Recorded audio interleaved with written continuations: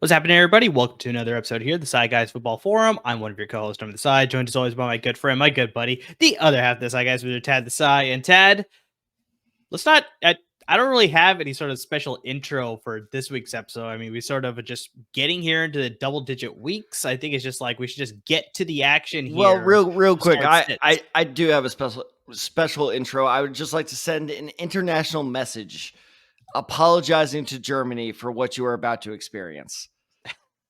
I am so sorry. That is not American football at its best. For those of you who do not know, is the Indianapolis Colts against the New England Patriots. Look, I'm sorry. I'm sorry in advance. It's bad. You could have seen something great, but you're just not. You never know. It could surprise us. Like, I mean, sometimes the games that look the worst on paper end up being absolute, fair. crazy good games. And then the games that you think are going to be absolutely fantastic end up being complete duds. So, I mean, it's just like, we don't know what to expect. It's an international game, Colts and Patriots. Like, I mean, there's a little bit of a rivalry there between the Manning and the Brady days. So it's like, we'll see if that can sort of reignite. I don't know about that. Minshew versus Mac Jones doesn't have the same ring to it as it was as Manning Brady. But I mean, we'll see how it goes. Like I said, we don't know. We don't know. No, that's fair, because if you would have told me, what was it? 10 days ago that the Vikings Falcons would have been one of the best games of the season, I would have been like, Seriously? Are you insane? Vikings, Falcons, and then also Bucks, Texans. God, that was so good. Game no, that sucked though, because CJ Stroud's legit. I hate this. Well, that sucks for you at a personal level, but overall the game was fantastic. Like, you thought Baker Mayfield was going to win it for the Bucks at the end with the K-Dot touchdown. Then all of a sudden, here comes CJ Stroud marching him down the field with the winning touchdown to take Dell. Like, I mean, that was an insane game too. So yeah, the whole, Josh Dobbs coming off the bench, like, that was insane in that game. So, I mean, we had a lot of good games that you did expect to be good games. But, Tad, you know what can always make a game maybe a little bit better? What's that? Maybe you do a little bit of betting. So I think you might want to participate in that betting with our good friends at Underdog Fantasy. They're just one of the easiest and fastest way to get into some fantasy betting, fantasy sports as well. You can do some best ball drafts with all sports involved, not just football. You can do basketball, baseball, hockey, college sports as well. So they got you covered on across all fronts. But I think the best thing that you can do is you play the Pick'em pick your about 2 to 5 different players, and depending on how many players you pick or how many props you pick, if you get them more right, you get more money back on your return. So all you have to do, if you want to get into the action, our good friends at Underdog Fantasy are giving you a promo code here. Just use our promo code DESAI, DESAI, and you could double up on your initial offer of $10 or more, and you could get up to $500. So, I mean, hypothetically, Tad, if you were to deposit $500 on the Underdog Fantasy platform with our promo code DESAI, they will match that $500. So you could bet with $1,000 going forward off that platform if you wanted to. But I mean, it's fun, it's simple, it's easy. You can win a lot of good money off of it too. And all you got to do is just pick, like, some over and unders between some common props that happen over the course of a game. Like, will a quarterback reach, a certain amount of touchdowns? Will a running back reach a certain amount of rushing attempts? It's that simple. All you have to do is just pick the ones that you like the most. All you got to do is pick up to 5 and you can get in on the action. So once again, that promo code is DESAI, DESAI, and you can double up on your initial offer of $10 or more, up to $500, courtesy of our good friends at Underdog Fantasy Platform. Now, Tad, we both been using this platform. It's been great. It's been easy to use. And like I said, it's just a simple way to get a good chunk of change, especially with the holidays creeping right around. That's so true. And I like the word you use is simple. It is less complicated. You don't need to worry about all these over-under props or anything like that. It's just a very simple. Davante Smith right now, they have a 1 yard special every week where they're just like, this player gets 1 yard, you win. So that's one right there. And on top of that, remember, you need to check my math here. 1 + 4 = 5, correct? That is correct. Oh, thank God. Okay. But meaning is, the good news is, Amir and I also have a new weekly YouTube short segment coming out every week now. So if he hits, let me hit that right. If Amir hits and I hit, guess what? You got 4 correct picks right there, plus the yard special. That's 5. You win some free money right there. And it's because of our awesome, awesome sponsors at Underdog. So, guys, I'm telling you, it's a great site. Check it out. And like you said, Amir, it's only a $10 deposit. But if you want to go a little higher, go with the big money. They'll match it up to $500. So does that mean if I put in 250, they'll also match me at 250? That is absolutely correct. Ooh, that's a good deal. That's a good deal right there. So, yes, guys, absolutely check out our sponsors at underdogfantasy.com. They're a great sponsor. We appreciate it so much. But you know what? Let's talk about some players that you should avoid or go for on Underdog. 100%. So we'll get into that in our weekly video like you talked about, Tab. But I think in today's episode, we definitely need to focus on some start and sits for your regular fantasy. It's a crossover. They do well in regular fantasy. They do well in Underdog. That's what it could. It 100% could correlate 100%. So yeah, exactly. Some of our starts could lead to some good picks that you want to go with the over. Some of our sits could lead to some good picks for the under for sure. So Tab, let's start at the quarterback position like we always do. Do you have a start or do you have a sit for me here in week 10? I'm going with your boy. You ready? I think Brock Purdy's on a comeback. Wow. Okay. Coming off the bye week, you like him to sort of recoup and sort of, brush away some of the bad games that he had. So it's funny you should say like brush away some of the bad games he's had because yes, 100% he was on a fantasy rough streak for a bit there where he scored, I believe it was 3 consecutive games under 15 points. One of those I 100% contribute to his concussion though. He definitely got concussed on that Bay push, where we call him that? Because you're in San Francisco, the Bay push. All right, fine, the tush push. I hate that name so much. But anyway, I think that that was, I'm joking, of course, but with the name. But I honestly do think that played a factor in his performance in that game. And so, okay, he really only had 2 bad games. And then against the Cincinnati Bengals, right before the bye week for the 49ers, he scored 17 points. I know what people are going to say is like, well, 5 of those came off his 56 rushing yards, which is that fair criticism. But they're coming off a bye week right now, going against the Jacksonville Jaguars. And I also know what a lot of people are going to say on top of that is like, well, Jacksonville Jaguars are their defense is on a hot streak right now. Also fair. But let's break down that hot streak. The last 3 quarterbacks that the Jags have faced is Gardner Minshew, Derek Carr, and to their credit, Trevor Lawrence. I mean... Wait. What? The Jaguars played Trevor Lawrence? That makes no sense whatsoever. It doesn't? My bad. Kenny Pickett. My bad. I was going ahead of my notes. Maybe during the practice week they faced Trevor Lawrence, but during the actual game. But here's the thing. Even if they did play Trevor Lawrence, I bet he lit them up because Kenny Pickett, Gardner Minshew, and Derek Carr are way less good of quarterbacks than Trevor Lawrence. My point being is the Steelers, the Colts, and stop shaking your head like you've never made a mistake on the podcast. The Steelers, the Colts, and the Saints. That egregious? I don't know. That egregious That's is not that egregious. You shut it. Let me make my point. Is they played 3 bad offenses. So, of course, they're on a hot streak because this is not a defense devoid of talent. But at the same time, every other game they played with, let's call them lesser quarterbacks than like star quarterbacks, the Jags defense has struggled. This has been a cupcake schedule for them so far this season. So I think this Jags defense is the very definition of overrated. You got Brock Purdy, a quarterback that is entirely healthy, going against a team that he's been prepping for almost 2 weeks now. I think that Brock Purdy, I don't think he's going to light it up. I'm not saying he's going to put up 30, 40 points this game.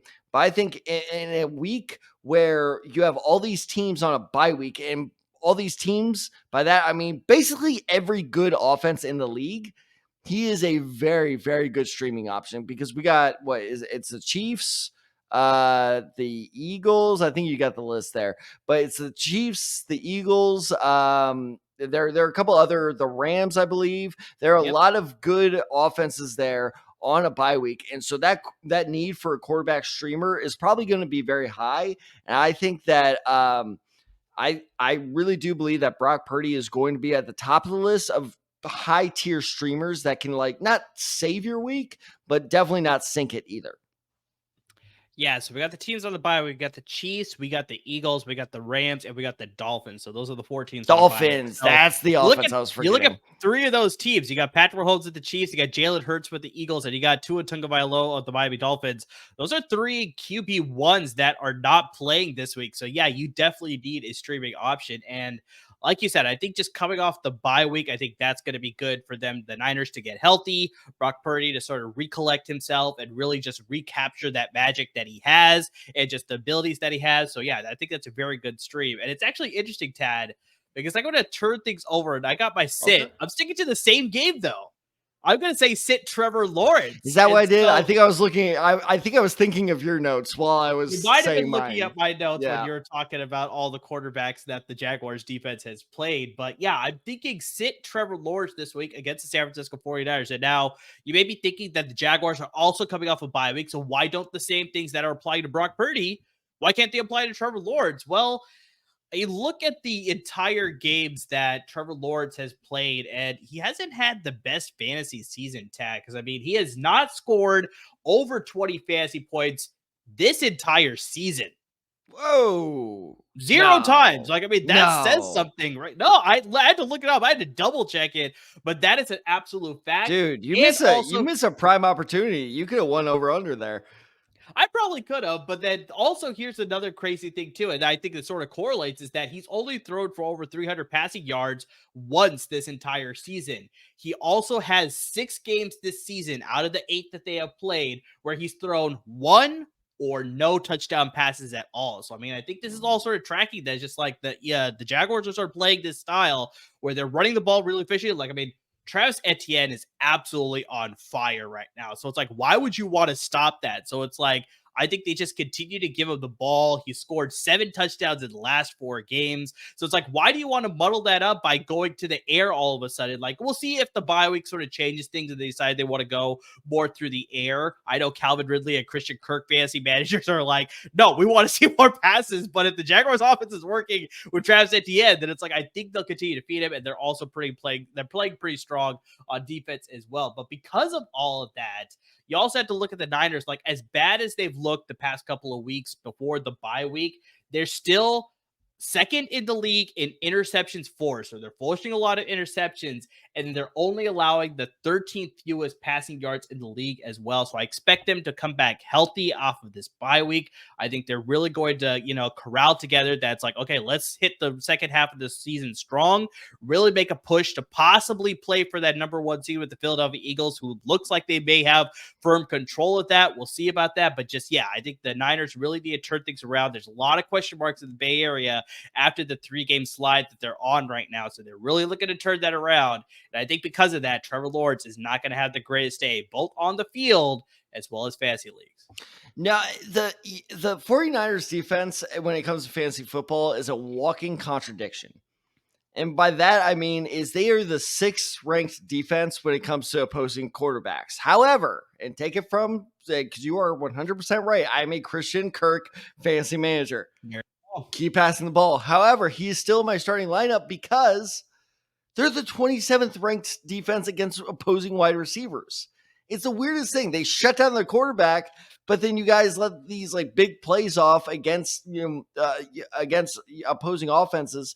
So I think start Calvin Ridley. He almost made my list for this week. I think start Calvin Ridley. Obviously start Christian Kirk because he's been pretty good this year.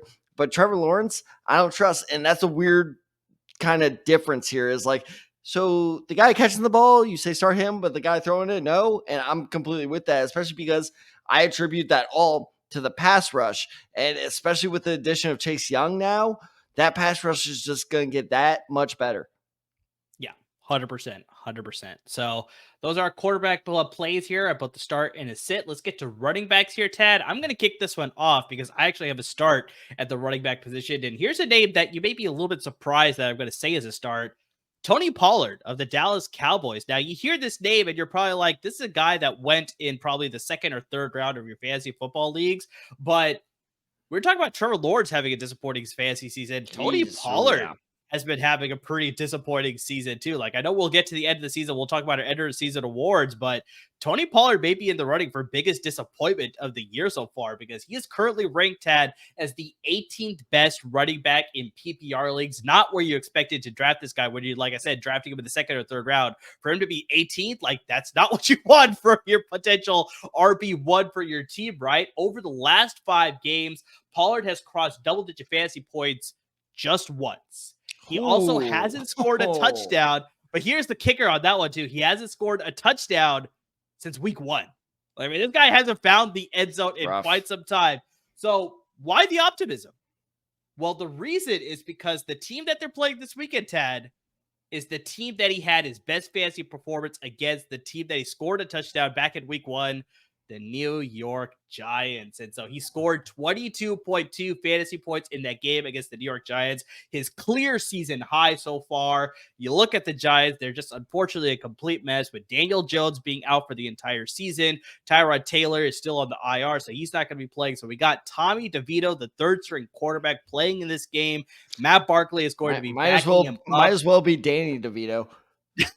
Might as well. Maybe he gives them a better shot. But just expect the Cowboys. Like, they had Daniel Jones in that week 1 game, and they absolutely got demolished 40-0 on Sunday Night Football. I don't expect this game to be any closer. Like, I expect Dallas. I expect it to be worse.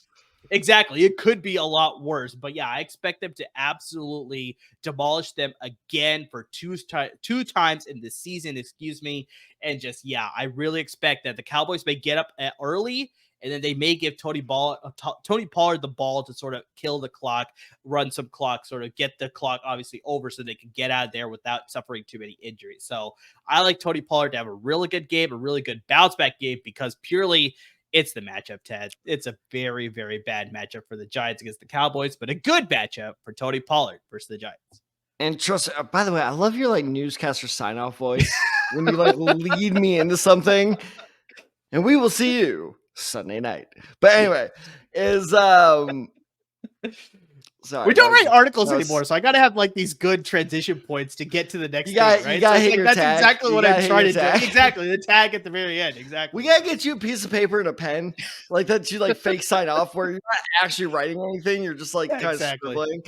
But when you know you've made it, it was funny because you obviously got your notes in earlier, and I was thinking about this at work today, which shows how boring work was today. But I was like, you know what? He's made it. It's when I finally stop messing up your name.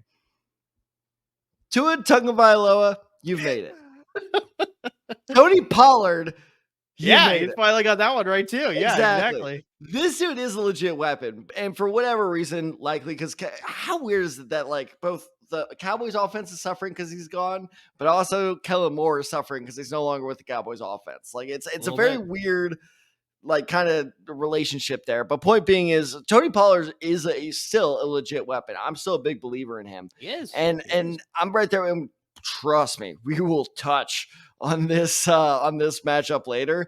But I am in 100% agreement with you that not only will he have a lot of scoring opportunities, but also even if he doesn't score, his chances of putting up just a solid 12 points as a flex option are pretty high because the Cowboys are going to blow them absolutely out. So just his chances of getting 120 yards simply because they're just like it's the third quarter, they're up by 30 and they just keep handing it off for the entire second half are very, very high. So yeah. Good luck to the Giants who had the Penguin at quarterback.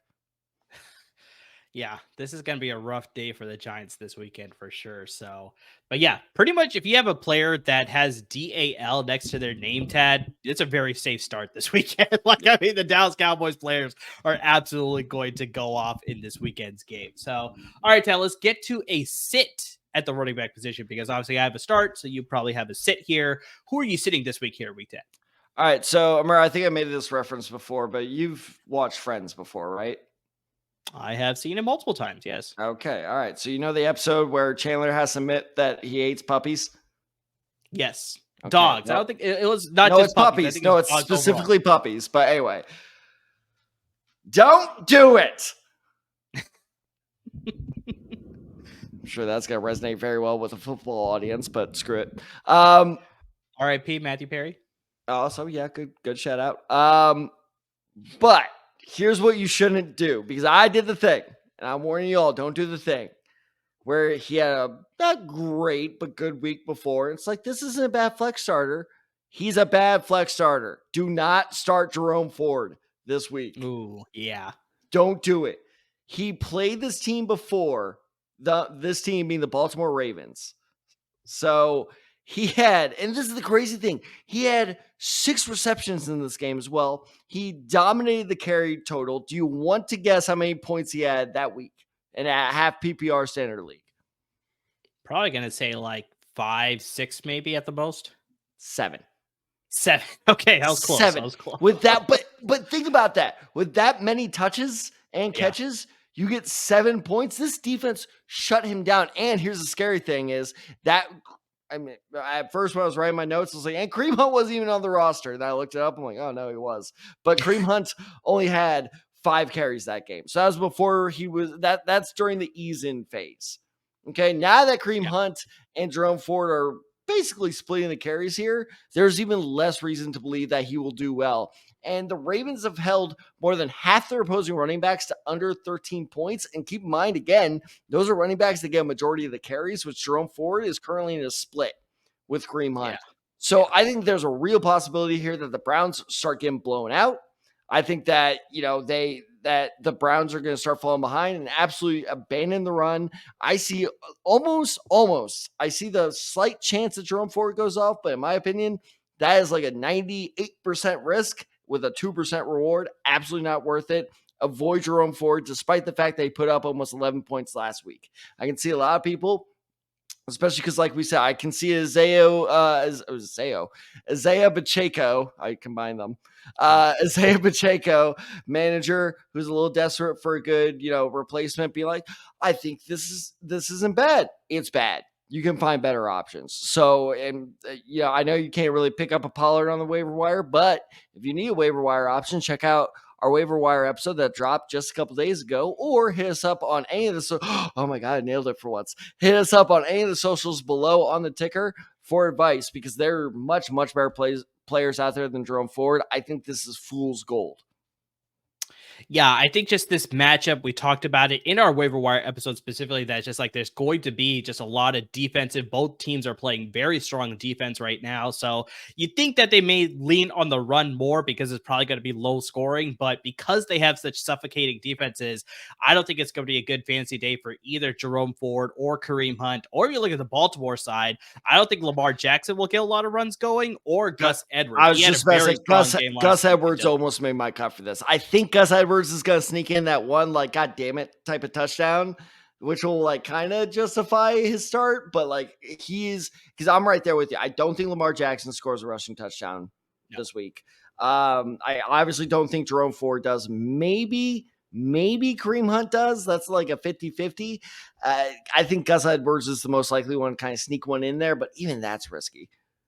But yeah, I think overall, if you can go with other options, this is a game that you just want to overall avoid if you have any of the running backs. Amari Cooper's on my, not even just running backs, just like players in general. Amari Cooper is running my bench right now, and he had a great week last week. But like, fantastic. I have zero concerns benching him, because I'm just like, nope. Like, this is that again, talking about fool's gold. That's the thing I'm kind of talking about here is like, be careful. Don't just ride the hot hand. Look at the analytics, because that Baltimore defense is stifling. Honestly, Baltimore is my AFC pick for Super Bowl rep for the AFC. I don't know if they're going to win it, but I think they're going to make it. It'll be interesting to see. We still got a lot of football left to go. Yeah, but yeah, Tad, you're talking about Amari Cooper as a sit, but let's get to the wide receiver position here. And do you have a start or a sit for me here in week 10? I know obviously you said that you're sitting Amari Cooper, but maybe you went a different direction with your actual pick here. So this might be my hottest take of the episode. In fact, it probably is. Okay. He's back. Or sorry. He's back. Okay. He's back. Remember, what's my favorite movie? I probably go towards Independence Day. Yeah, there we go. Hello, boys. I'm back. Hollywood Brown is back in action. because I believe as a recording is yet to be confirmed, but is all but confirmed. Not only is Hollywood Brown back, but Kyler Murray is back. And Oh, look, that's confirmed. That's confirmed. He is it's playing been week 10. confirmed? Mm-hmm. Okay. All right. There we go. So really still an IR in my league, but okay, whatever. Well, I need to fix that as commissioner. But Jeremy, look out. But anyway, this is what you get for not giving me him in that trade. But anyways, it's interesting because I understand the temptation to start Kyler Murray. I don't think you should do that. But again, with that weird kind of relationship between the guy throwing it and the guy catching it, is I do understand the doubts that Kyler Murray may struggle. But even if he struggles, it's like we always say, he's got to throw to somebody. And you look at that relationship they had in those games where he was playing last year, and the 4 games Kyler Murray had are with Marquise Brown. Brown averaged, and yes, I double checked these numbers. He averaged 18 points per game with Kyler Murray as quarterback. He was dynamic with him. Mm-hmm. And in those 4 games, he had 6 or more catches in every single one.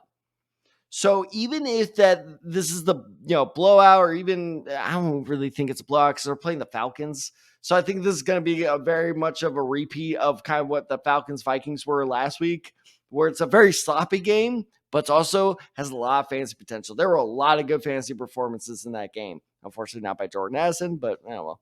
Yeah, I'm still not going to get over him screwed me at DraftKings.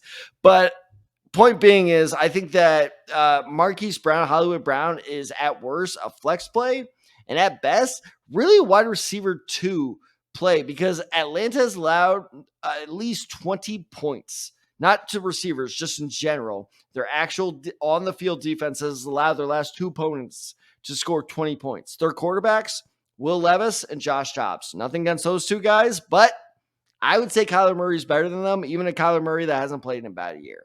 So I actually have really high expectations. And don't forget also James Conner is coming back as well. He's been confirmed to be coming off the IR in a day. So I think this Cardinals offense is finally back to full, if not close to, if not full health. And I think Holly Brown's setting up for a pretty good fantasy week, if I'm being completely honest.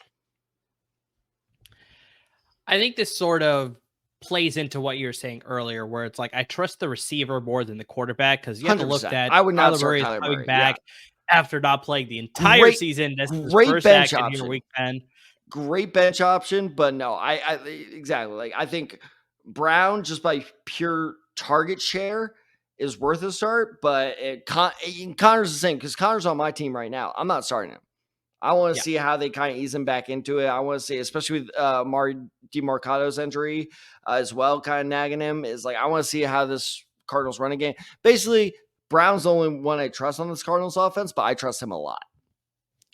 Yeah, I think we just need to see how this offense is going to gel, because you also have to remember that this is the first time that Kyler Murray is playing under Jonathan Gannon and Drew Petzing as well. So it's like we'll have to see whether he could sort of get used to playing in this system too, compared to playing under Cliff Kingsbury for the past couple of seasons. So we had to see all that. We obviously had to see him shake off the rust, but maybe he'll come back and he'll be just as like he was always playing, where he's just lighting it up and he's running around and he can find Marquise Brown quite frequently. But in case he does have a little bit of that rust, I still like just the volume play going to Marquise Brown compared to some of the other receivers. So yeah, I think just by pure volume and just because of that connection that they had last year, which you already touched on, I think I like him as a strong start this week as well, if you have the ability here. So I'm going to flip things around. I'm actually going to give another pretty high profile name at the sit here at the wide receiver position. Tad, I'm saying sit Davante Adams versus the New York Jets. I'm saying it. Yeah, it's crazy, but I had to look this up. Won. I know they just won, and they're riding an emotional high, and I know it's been a rough season for Davante Adams, but you think that they're slowly turning it around. You see his sort of change in demeanor that they're showing him, like obviously the whole team, obviously, but just it's been bad, Ted. It's been pretty bad for Davante Adams. Over the last 5 games, Adams has only scored 1 double-digit fantasy points game this last 5 games. Over the course of that 5 games, too, though, I know you love volumes. He's been averaging 7 targets per game in that 5-week span. And that is why it is a little bit just like, really, even with the 7 targets, he's only gone over double-digit fantasy points once in that 5-week span. That scares me. He scored only 3 touchdowns on the entire season so far. And here's the crazier thing, Tad. I didn't realize it was this bad. He's gone over 75 receiving yards only 3 times this entire season. That's just, I figured like it wasn't going to be like, okay, we all talked about Derek Carr going to Jimmy Garoppolo. It's more of a lateral move. Maybe it's a little bit of a subtraction, but Jimmy Garoppolo was still good at finding his number 1 receivers in San Francisco. So it's like, you see him here in Las Vegas. You thought Davante Adams, there wasn't going to be that much of a drop off, but this is pretty severe. You also look at the opponent that the Raiders are playing, the New York Jets. They are one of the stingiest defenses in the league. It's really a shame, unfortunately, that Aaron Rodgers got hurt because I think this team could be in such good playoff contention with the defense that they had and Breece Hall, the backfield, and Garrett Wilson, obviously. So we'll see. Apparently, there's strong rumors that Aaron Rodgers may come back this season. So I don't know for sure if that's going to happen, but I don't know whether they're going to play in the playoff picture. But regardless, they have such a strong defense. They are currently tied for 3rd in fewest passing touchdowns allowed and 2nd in fewest passing yards allowed. They've also allowed only 12.1 fantasy points to opposing wide receivers. And over the course of the entire season, they've allowed only 1 receiving touchdown to opposing wide receivers. Tad, I will give you $5 on the spot if you can name that receiver. Who are they playing again? I was looking up Davante Adams stats while you were talking. So the Raiders are playing the Jets, but over the course of the entire season, only 1 receiver has caught a receiving touchdown against the New York Jets defense. Like I said, do you think you can name that player? See, I'm going to say this, and I feel like I'm going to get got here. It wasn't the Bills in week 1. I don't think the Bills... Did they score a touchdown? I don't think they scored... No. Did they? Was it a Bill? No. Hold on. Hold on. I'm not cheating. You're looking it up. No, I'm not. I'm honestly not. Oh, Jesus. Oh. I was going to say Tim Patrick, but I don't even think he's on the Broncos anymore. He hasn't. Yeah. No, he's with the Broncos, but he has season-ending surgery in the preseason, so it's definitely not Tim Patrick. Who was the one that the Broncos got rid of? They got rid of some good receiver. Oh, KJ Hamler. That was it. KJ Hamler, yeah. I'm going to go Sutton. You think it's Cortland Sutton? Sure. That's your final answer? Yeah, I'm wrong, but go for it. Yeah, you second guess yourself. It was with the Buffalo Bills. It was back in week 1. Stephon Diggs scored a touchdown. What did I say? What did I say? I knew it. God damn it. But Tad, that's about how my season's going so far. Like I said, that just speaks to how good this Jets defense has been. They've absolutely been limiting opposing wide receivers. And it's just like, yeah, I do not expect Davante Adams to sort of break that streak that he's on, even though the Raiders team just overall is under a new sort of like sense of hope under Antonio Pierce. Like he's really injected some, spirit and just like, really, really just, fighting for this guy sort of thing, just like hope for the rest of the season. We'll see how it all plays out, but just Adams this week, not a good play. Not a good play at all. So I know this makes no sense, but it's just I think a lot of fantasy managers will relate to this. I think I understand where you come from, and that's a fair point. That is a high risk benching just because like just the potential. So I think give him another 2 or 3 weeks if in this new offense, because like you called it. You called this. I said you were insane. You called it that this energy injected in Antonio Pierce by Antonio Pierce. I was like, dude, you're insane. No, there's no way. And then all day Sunday, I'm just sitting there like, shit. Like he was right. Like, God damn it. And I think that with that, we need to give this new Antonio Pierce experiment just a little bit more breathing room before we make the Davante Adams done call. So and this is what I was talking about earlier. This is where fantasy managers, it really makes no difference. It's basically the same move. But if you have the roster flexibility, do the what I call the soft demotion. You move Davante Adams right down there into the flex spot. Yeah, you're down to flex, buddy. But then move somebody else into receiver. I think that's not a bad play. But completely on the bench, that's quite the hot take. Yeah, but so far, it's just like I like the emotional win that they had last week, but going against a stingier defense in the New York Jets, I think that's going to limit what the offense can do. I still like Antonio Pierce to potentially get the head coaching job, but obviously we have to see how the rest of the season plays out, whether this will translate for the course of the rest of the season. For me, you're making a mistake right now. You're assuming Mark Davis is going to do the right thing. Yeah, that's your first mistake right there. Yeah. So I think because of that, like, it's a very risky play because we've said this on the podcast so many times before. You start your horses. So you start your big names, your Patrick Mahomeses, your, David Montgomery, your Bijan Robinsons. But it's like in this case, even though Davante Adams is a big horse, he needs to stay in the stable. Wow, great metaphor. But a perfect example is like right now, and it's kind of bye week forcing my hand as well, but I don't want to start Saquon Barkley this week. I don't think Saquon's going to do that well for me, but I gotta, because I got Raheem Mostert, yet another risky running back, who's on a bye. And so I gotta, sometimes, fantasy guys just push you forward, but also maybe, it's just one of those things like you said, the horse is just so big. It's, oh God, who was a triple crown? Name one Triple Crown winner. Secretariat, I think. Secretariat. There we go. We'll run with it. Seabiscuit. I don't know. Seabiscuit. So you got all these other horses that their names are just so big, you just can't put them in there. And I'm still holding on to Davante Adams. Like I said, just for another little bit. But and how about this? Davante Adams could be a good sell high candidate right now. True. Very, very true. All right, let's move on to the tight end position. Do you guys start or sit for me here in week 10? I got a very risky start. Not as risky as my previous pick, but I believe actually you picked him as a start last week, which did not work out well for you. But I'm going to steal your pick. Gerald Everett. Yeah, that didn't work out for me at all. Well, and I will tell you why this didn't work out, because here's the crazy thing, Amir. So 2 weeks ago, Gerald Everett's stat line, 3 catches, 26 yards, and a touchdown. Had 10 fantasy points. Pretty good week for a very shallow position, right? Yep. A week ago, 2 catches, 18 yards, 3 points. What's the one difference there? He scored a touchdown 2 weeks ago. He didn't score a touchdown last week. You look through, and I debated running you through all the stats, but A, that was going to take me too long, and B, you guys were going to zone out like my students do. So, point being is, if you look throughout Gerald Everett's season so far, it's typical Gerald Everett where he'll have that occasional good game where he'll have 6, 7 catches, and he'll be like, oh my God, this is finally the Chargers tight end we've been waiting for. And then he won't do shit for the next 2 weeks. He's a touchdown dependent tight end. That's just what he is. And there's nothing wrong with that. I think this is a great game to depend on a touchdown-dependent tight end, because who are the Los Angeles Chargers? I almost said San Diego again. Who are the Los Angeles Chargers playing? The Detroit Lions. And I'm going to hear some crazy things. They've allowed the opposing tight ends to score in nearly half their games this season, and they've allowed opposing tight ends to go for over 10 points in all of their games but 3. So they do not defend against the tight end well, which is really weird with athletic linebackers like Jack Campbell.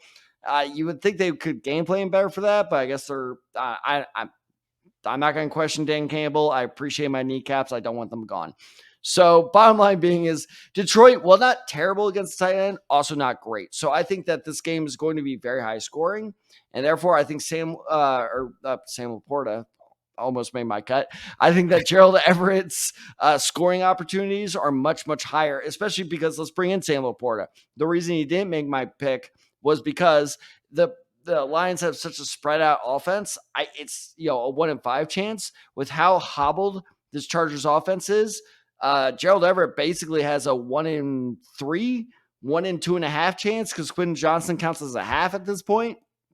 So I don't get me started, but I got myself started, but whatever. But Gerald Everett, I think his chances of scoring over Laporta are much, much higher. So I actually like him for a good 8 to 9 points, especially if you're streaming Kelsey, who are some of the other tight ends. But especially if you're like a Travis Kelsey starter, he's a very good streaming option to replace him. Yeah, you got Goddard, unfortunately, on the IR. Goddard, thank you. I know week. So, that's another tight end that you're probably, sitting this week, obviously. So, it's a very risky play. I think you just definitely have to touchdown bust. Where he has to score that touchdown, otherwise he's completely useless. Because the whole reason why I picked him last week was because of the injury to Josh Palmer. That's just like you said, there's limiting the resources in that Chargers offense. So I thought, okay, hey, now this will give Everett a sort of an opportunity to sort of establish itself as a secondary or third option in that passing offense. But like you said, it's up to him whether he wants to actually show up in the offense. I really don't know. But yeah, I guess in this case, you look at the Detroit linebackers, they're good at getting after the pass rusher, but they're not as good as dropping back into coverage with the exception of Jack Campbell. So yeah, maybe that's the reason why. That's right. Notice how I only named one of the 4 linebackers that are usually on the field. They got Aquara. They also got Alex Anzalone. So, I mean, they got a lot of good linebackers, but they're better at getting after the quarterback as opposed to dropping into coverage. So I think that may be a reason there. So it's a risky play, but it's one of the more favorable plays if you need to start a tight end, especially if you pick one off the waiver wire as well. So guy that a lot of people were clamoring to get off the waiver wire this past week, Tad. I think this was your pick at the tight end position, if I'm not mistaken. And he caught a touchdown. That was a good pick. And he did catch a touchdown. Like I said, it was almost the game-winning touchdown for the Tampa Bay Buccaneers, but unfortunately, C.J. Stroud had to come back and lead an impressive game-winning drive at the end for the Texans there. But I'm going to say sit Cade Otton this week against the Tennessee Titans. And so, like we talked about, Otton absolutely went off, had himself a career game against the Houston Texans last week. He set a career high with 70 receiving yards in that game. He also scored 2 receiving touchdowns in that game. He also had 9 targets, which was a season high, and 6 receptions as well, which was also a season high. But here's the problem. It's a matchup thing where the Titans are just really tough against opposing tight ends. They've only allowed 8 receiving touchdowns on the entire year, which is tied for 3rd fewest in the league, tied with the Jets, actually, who I brought up a little bit earlier. But here's the thing. The Jets have allowed 1 receiving touchdown to opposing wide receivers. Titans have allowed 0 receiving touchdowns to opposing tight ends. So they are not letting tight ends find the end zone against them. Maybe they're getting that was Mike Vrabel's secondary position. So that, I mean, there you go. Tracks. Exactly. So I mean, it's just I know what you're doing, George Kittle. Titans and Niners haven't played yet this year, but yeah, we'll see about that. Just, for some reason, Kittle, I don't know, George Kittle and Mike Vrabel just give off the same vibes. Yeah, a little bit. But just because of that, it's just that as great as Cade Otton looked, I also just don't know whether his play is going to be consistent week to week. Because you look at the other games that he played this season, he's been streaky. I mean, very similar to what we were talking about with Gerald Everett. It's like there's some games where he looked really good. You thought he's going to be more focal point of this offense. Then other games he goes completely invisible. And just Baker Mayfield doesn't look his way. He looks more Chris Godwin and Mike Evans. So it's just like, I don't know whether I could trust him, especially with as good a game that he had. I think the matchup is also going to play a factor as well. And just while I like the passing offense to move the ball down the field for the Bucs, I just don't expect Cade Otton to be part of those efforts. Tight end that occasionally has a good couple weeks, but then disappears for a couple weeks, then comes back in a big game, but then disappears again in a couple weeks. His quarterback's Baker Mayfield. God, that sounds familiar. No. Hold on. It's right on the tip. Oh, right. This is David Njoku all over again. This is exactly what happened in Cleveland when Baker Mayfield was there. Like, it just entirely, like you said, it's entirely game plan dependent. Baker Mayfield is not the type of quarterback that consistently looks as a tight end, but when the game plan demands it and they get in desperation mode, like the Bucs did last week, then he starts looking towards the tight end. Because, I mean, am I wrong? This is a conversation we were having about Njoku. What was it, last year, 2 years ago? I guess 2 years ago. A couple seasons ago, yeah. I distinctly remember this conversation because I had Njoku on my roster. I currently have Njoku on my roster, by the way. That's a great pickup. He almost made my starter instead of Everett, but that Baltimore defense is just too good.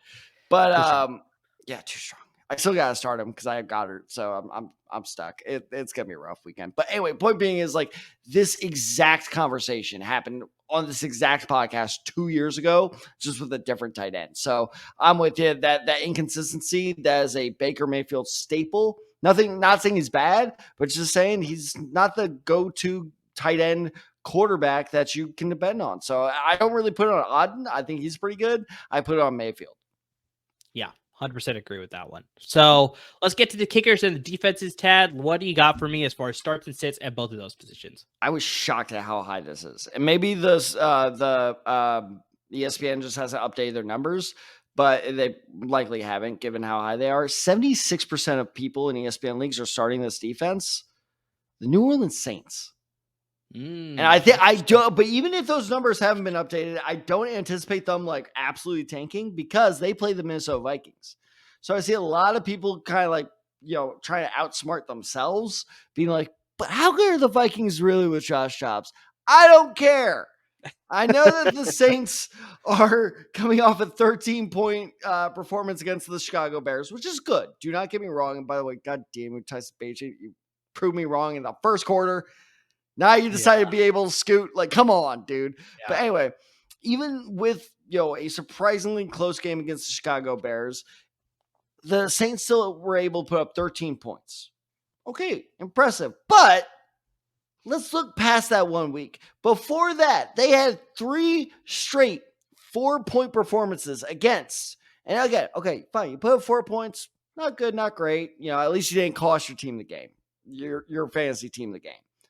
Here's where it's concerning. And also, this is where I made the mix-up earlier because I forgot to scroll up on my notes. Those games were against Gardner Minshew, Mac Jones, and Trevor Lawrence. Here we go. Okay. There it is. More sense. So Trevor Lawrence. Okay, fine. We'll allow that. But even as you pointed out, Lawrence hasn't had the best of seasons. So even then, you're a little bit like, yeah, okay. Minshew, take it from a Colts fan. Good, not great. I mean, come on. It's just like, what are you doing here with the Saints offense? I mean, come on. You let that happen against Mac Jones? Mac Jones is terrible. Yeah. Mac Jones, how about this for a hot take? Mac Jones is the new Josh Rosen. Wow, that's pretty bad. How about that? I don't know about that one. I don't think it's that bad. He is so bad. He is so bad. But point being is the Saints defense is wildly inconsistent. Every time they score in double digits, at least the next 2 weeks, they've gone below 5. And then on top of this, let's consider, I think a lot of people are like, well, now they can prepare for Josh Jacobs. You know what else can happen? The Vikings can game plan around Josh Jacobs, which, as you pointed out in our earlier episode, they weren't able to, and they still won pretty, I won't say convincingly, but they still looked pretty adept for like basically playing backyard football, where it's like, run around, we'll just see what happens. And they still won. And they look good. Because that's pretty much a very good simile there, Tad, where it's just like Josh Dobbs. We talked about this on the podcast earlier in the week, where it's just like he didn't know a lot of the full names of all his players. So it's like they went out to play street ball. You're playing with a bunch of random kids, and you're like, you, green shirt, you go this way, and I'll throw you the ball. And that's kind of exactly how it played out for the Vikings, and they came away with a victory somehow. So, yeah. I don't understand it, but it was fantastic. And trust me, it's harder than it looks because this is middle schoolers I'm talking about. But I was playing football with some of my students during recess a couple of weeks ago, and I vastly overestimated their football knowledge. And they're like, all right, Mr. Sy, what do we run? I'm like, okay, you ready? And I did the whole hand thing. You remember when you do that? I was like, all right, you're in the slot. And well, first off, my first mistake was I go, okay, trips right. And they looked at me and was like, what's trips right? I was like, oh, dear Lord. But then I was like, okay, fine. You're like right next to me. Okay. And he's like, yeah. I'm like, all right, you're going to run a post. And he ran a curl. Yeah. And it's just like, oh, and I freaked out and I threw an interception because none of my receivers knew what they were doing. Josh Jacobs won a freaking game among grown men like that. So I think that with a week of prep, this Vikings offense may actually look better. So the Saints defense, while it may be tempting to hey, maybe they're starting a hot streak, don't do it. I think there are way, way better streaming options like the Colts that you could definitely go with that will do a lot better. In terms of kicker, I mean, I said we would revisit this game. This is time to revisit it. Nothing against the kicker himself. I just think this is a terrible, terrible kicker matchup. Brandon Aubrey with the Dallas Cowboys. I think this is a typical trap that a lot of people fall in. It's like, well, the Cowboys are going to kill the Giants. Yeah, probably, but that's actually bad news for the kicker because that means less field goals. I could see him kicking imagine this. The Cowboys win 49-0. You're thinking the kicker does really well. In reality, he only scored 7 points because that's just 7 extra points right there. It's still not bad, though. I'm not going to lie. It's not bad, but there are better options out there. Because they actually scored 6 touchdowns in that week 1 game against the Giants. So he got 6 points. Plus, I think he got 1 or 2 field goals in that game. So actually a pretty good game. But I understand. I completely understand. For me, okay, you have a lower standard of kickers than I do. For me, I want my kicker going 8 points or above. Okay. Fair. I have very high set. The kickers to make it or break it because there's at least 5 kickers every week that go above 10. And it is very easy. It is very easy to find that one free. Usually 1 or 2 of them are free agents when they do it. 100%. Yep. And so I'm telling you, I almost said groupie. Aubrey is not. Although I kept Groupie on my roster. Groupie's on my roster. If I had to start, he would have been my start for 2 weeks in a row. But No, I think Aubrey, he's just going to be an extra point machine. Not a bad week. Like you said, not a bad week, but I think you can find a much higher performing kicker this week. Yeah, no, that's fair. I totally get your reasoning there. And I thought about Brendan Aubrey as a sit as well, but you look at that week 1 game, and if it's anything like that week 1 game between Dallas and New York, then he could still have a pretty good day at the office, even with just a bunch of extra points and maybe 1 field goal. But yeah, we'll see exactly how it is. Maybe Dallas is just going to get overconfident and they're not going to beat New York by that much. Or it could be an absolute replication of that week 1 game. But just, yeah, I could understand why you're sitting him this week. It makes a ton of sense. I could see a lot of better options out there for sure. I could see Arnold Schwarzenegger's twin putting up a good fight. All right, Ted. So you gave me a star. You got me 2 sits at both kicker and defense here. I'm going to give you both starts here at both positions here. So let's start with the kicker position. This is just I'm copycatting what I did in the waiver wire episode. I said pick up this guy, and then start him. This is such a cop out. Well, I think it's an easy start too, because like you said, if you can find an alternate that'll give you a better option as far as kicking field goals, I think this is a guy, and Dustin Hopkins is that guy, the kicker for the Cleveland Browns. Like we talked about in that episode, in the waiver wire episode, they're playing the Baltimore Ravens. It's going to be defensive heavy.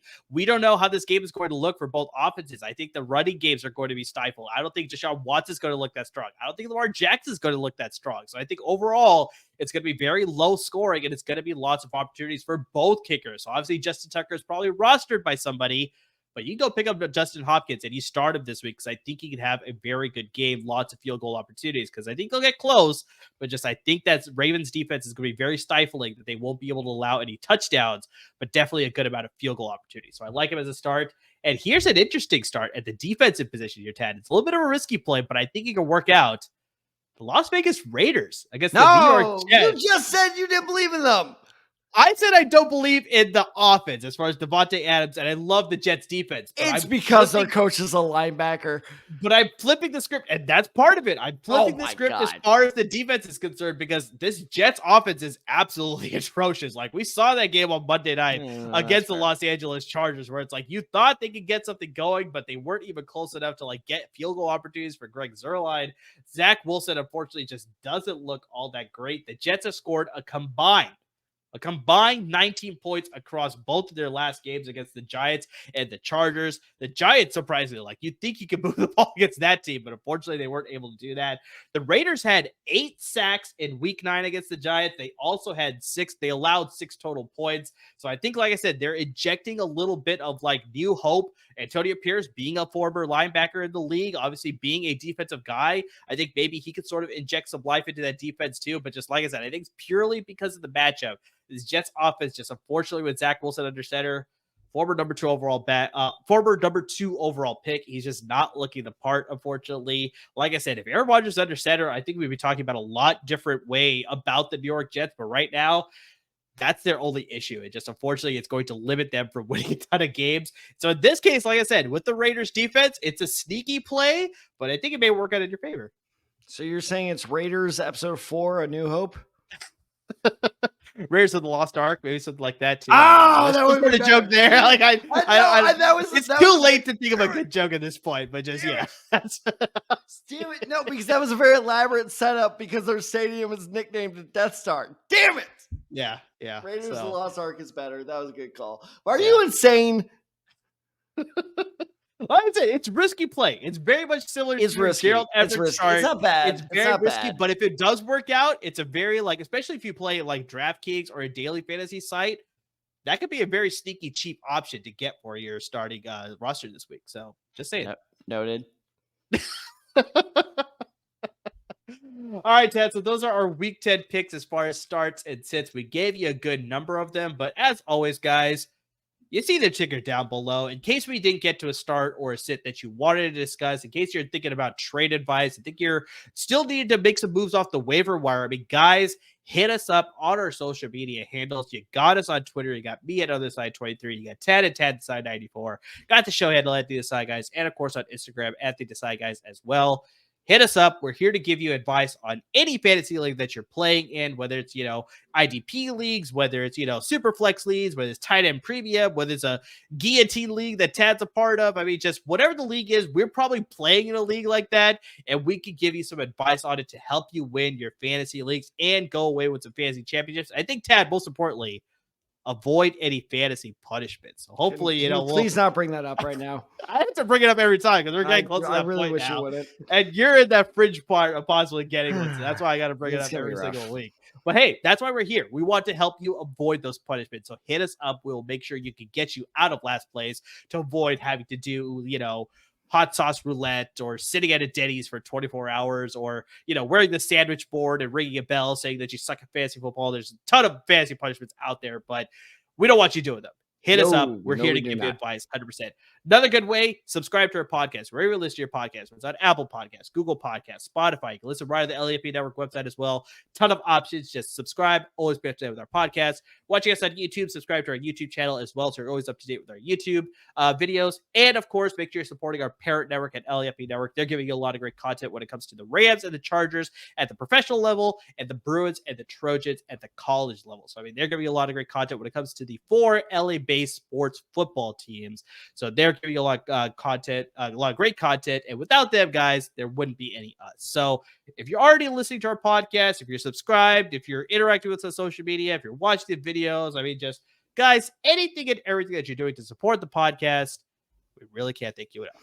And don't forget, on top of winning your fantasy football league, because most of you guys are going to win money off that, you can also win more money with our new sponsors, Underdog Fantasy, by going online at underdogfantasy.com using the promo code DESAI. That is DESAI. You use that promo code, they will match any promotion from $10 all the way up to $500 with that pitch invoice as well. So remember to do that. I know there's a sound effect they built in. Just exactly. It's like that little whistle that you pull out. Slide whistle. Yeah. No, I specifically had to go in a recording studio to do it. So it's true. Be sure to sign up. Again, that is Underdog. That's Fantasy. How great of a sponsor they are. They called Tad specifically to get that sound effect just for our promo code with that sliding effect. I felt like I was in a Pixar movie.